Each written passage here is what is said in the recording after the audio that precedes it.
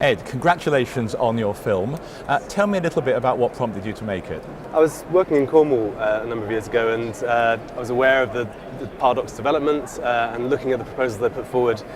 They were all very hard, permanent, sort of obdurant designs that actually you think, well, this isn't going to be the greatest space to live in, and thinking about that and how it could be adapted, how you could adapt the built environment to actually sort of be phased in terms of where it's inhabiting, and maybe increase the experiential value of these places was sort of what started to drive it. And then also the sort of the fundamental principles of actually using soft and hard sea defences rather than just hard sea defences started to actually adapt the architecture to be something that it could also have wider implications to the sort of the social and economic value of the place as well.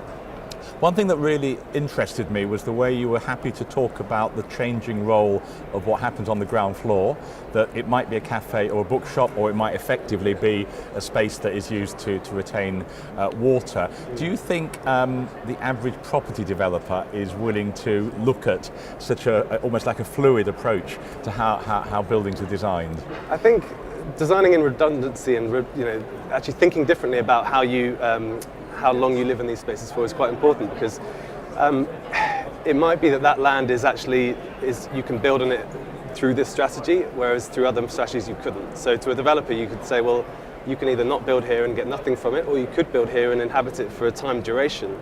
And it could also be that, rather than just sort of cutting the ribbon and saying, okay, you can begin inhabiting this place. Yeah. It allows for this kind of wider diversity and spectrum of, in some of these Cornish villages and towns, you see such a range of sort of texture and places and spaces.